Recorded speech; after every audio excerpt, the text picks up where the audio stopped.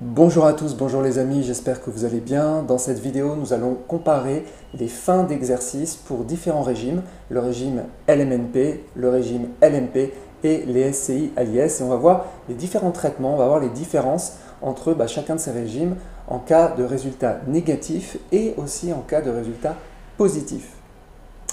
Alors, avant de rentrer dans les détails, je vous invite à liker la vidéo, je vous invite à vous abonner à ma chaîne internationale aussi, vous retrouverez tous les liens en description. Et pour tout ce dont je vais parler dans cette vidéo, il y a des formations qui sont disponibles que vous pouvez retrouver sur mon site pour faire votre compte à vous-même, que vous soyez en LMNP, LMP ou SCI à l'IS, vous retrouverez tout ça sur mon site, les liens sont en description de la vidéo. Alors, oui, c'est très différent de faire du LMNP, du LMP, mais surtout de la SCI à l'IS. On va voir donc dans le cas des résultats négatifs, résultats positifs. On va commencer tout de suite avec les résultats négatifs. Et on va prendre chacun des régimes et on va voir un petit peu ce qui se passe. Alors, déjà, il y a d'un côté, il y a les locations meublées de type personne physique, c'est-à-dire non professionnelle et professionnelle. Alors ici, je vais parler uniquement du régime réel pour ces régimes. Puisqu'il y a aussi du microbic, mais je ne vais pas l'aborder dans cette vidéo puisque ce n'est pas l'objet. Donc, dans le cas des locations meublées non professionnelles, en fonction du résultat comptable, donc s'il est négatif, alors il peut être négatif avec, on va dire, de vraies charges, c'est-à-dire un vrai déficit, ou il peut être négatif dû aux amortissements. Si le résultat comptable est négatif dû aux amortissements comptables, à ce moment-là, le résultat fiscal, lui, va être nul et ne va pas être négatif. Donc on va parler ici des résultats fiscaux nuls ou négatifs. Et bien dans ce cas-là, tout simplement, il n'y a rien à faire, il n'y a pas d'impôt à payer. Il n'y a rien de particulier à faire, vous mettez le résultat négatif ou nul dans le formulaire 2031, dans votre déclaration 2042 CPRO, pareil, vous mettez résultat négatif ou nul. Ça va créer un déficit. Alors si c'est un vrai résultat négatif dû à des charges, ça va créer un déficit qui lui est reportable. Alors là, ça va varier suivant le LMNP, le LMP, 10 ans, 6 ans, etc. Donc voilà, un déficit reportable, mais sur une certaine durée. Donc ça, c'était pour le résultat négatif, donc location meublée non professionnelle. Location meublée professionnelle, c'est vraiment le même principe, sauf que pareil, ça va être reportable, mais pas sur la même durée. Donc, mais c'est exactement le même principe. On a les amortissements excédentaires, on a les déficits reportables. En cas de déficit reportable, on a la 2033D à remplir, comme dans le cas du LMNP. Vraiment, la compta est très similaire. C'est juste l'aspect report qui peut différer un petit peu.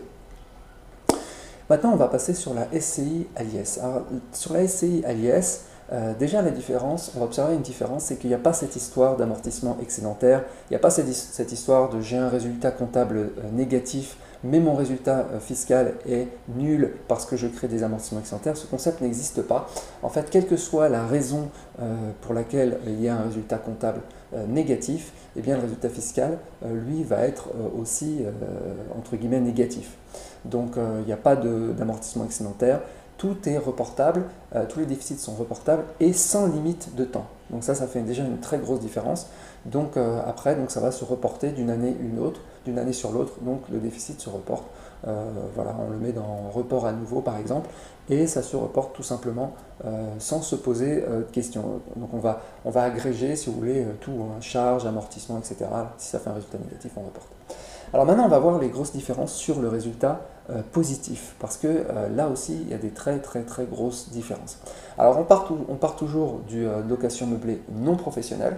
Donc location meublée non professionnelle, donc si j'ai un résultat positif, donc après amortissement, après les déficits antérieurs, après tout, en fait j'ai un résultat qui est positif, je constate un résultat positif, nécessairement en fait je vais avoir à payer des impôts, tout simplement, donc des cotisations sociales, et ensuite de l'impôt sur le revenu. Donc voilà, tout simplement, ma 2031, je vais avoir un résultat positif, et ma 2042 CPRO, je vais avoir un résultat positif aussi. Sur le LMP, ça va être la même chose, sauf que les cotisations sociales vont être différentes, puisque je vais être affecté au SSI, donc je vais avoir des charges SSI qui sont supérieures et qui viennent s'appliquer directement sur le résultat fiscal. Voilà, vous pourrez d'ailleurs retrouver tout ça dans mon simulateur si vous voulez comparer les différents régimes, LMNP, LMP, SCI, ALIS. Allez jeter un coup d'œil sur toutes les vidéos que j'ai faites sur le simulateur, ça permet de comparer tout ça.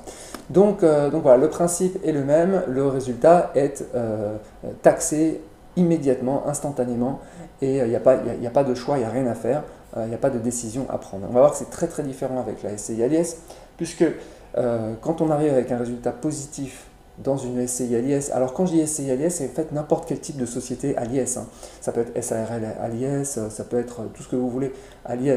C'est-à-dire que vous avez acheté des appartements qui ont été achetés par une SCI, par une SARL, par une personne morale en fait, tout simplement. Donc ça va être la même chose. Mais en général, on le fait au travers d'une SCI ALIS.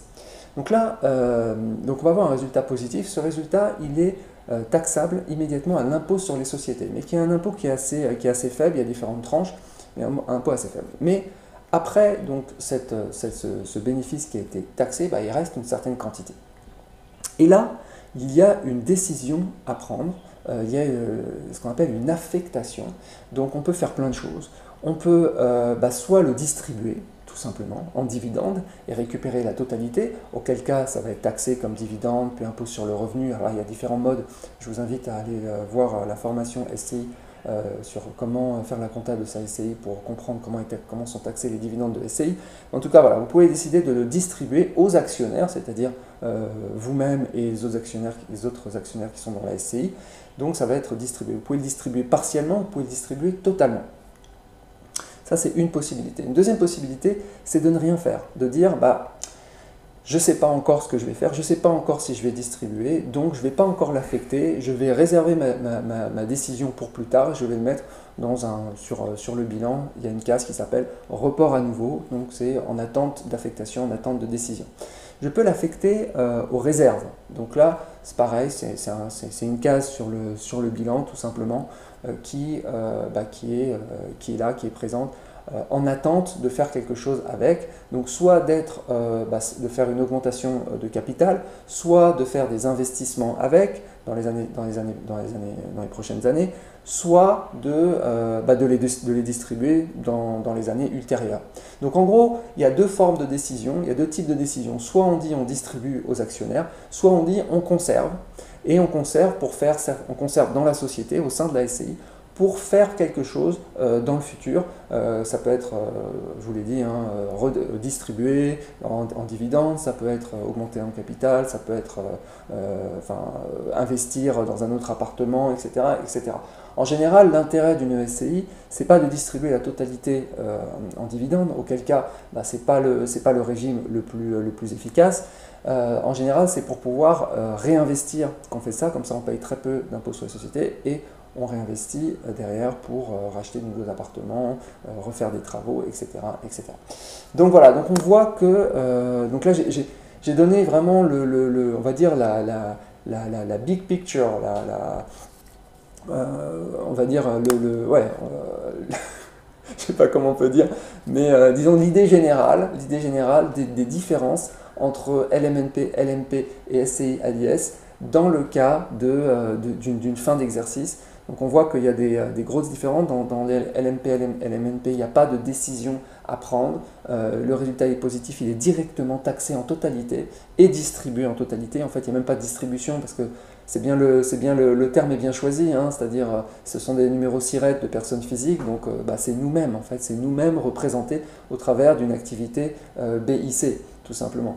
Alors que la personne morale, il y a distinction entre ceux qui détiennent la personne morale, les actionnaires, et la personne morale elle-même qui peut vivre sa vie, et donc il n'y a pas tant qu'on n'a pas pris la décision de passer de l'un à l'autre, il ne se passe rien tout simplement, et c'est reporté d'année en année.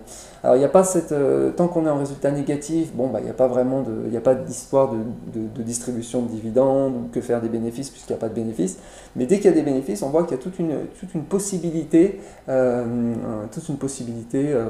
éventail de possibilités dans le cadre des SCI ALIS. Je n'ai pas précisé d'autres possibilités aussi, un peu moins connues, mais la possibilité de reporter des déficits sur les exercices précédents ou sur les exercices à venir. Donc il y a vraiment ces possibilités-là en SCI ALIS qu'on n'a pas du tout dans les locations meublées professionnels ou non professionnels, ont beaucoup plus de flexibilité déjà de dire je distribue ou je distribue pas, et de dire comment je distribue. Donc vraiment c'est voilà. Donc c'est pas pour dire hein, qu'un statut est meilleur qu'un autre, hein, parce que si vous avez la certitude que vous voulez distribuer la totalité, le meilleur régime sera certainement un régime de type LMNP ou LNP. Maintenant, si vous avez l'objectif plutôt de vous construire un empire, on voit bien que la SCI-LIS est beaucoup plus flexible, et si vous avez des revenus par ailleurs, il y a beaucoup d'autres avantages, hein, beaucoup d'autres différences ici dans cette vidéo. J'insistais juste sur la partie fin d'exercice, que faire avec les résultats qui soient négatifs et positifs. Voilà, écoutez, c'est tout pour aujourd'hui. Si vous avez un commentaire, n'hésitez pas à mettre en commentaire tout simplement. Si vous voyez d'autres différences en fin d'exercice, d'autres possibilités, je serai heureux de lire vos commentaires. Voilà, je vous souhaite une excellente journée et je vous dis à bientôt. Ciao.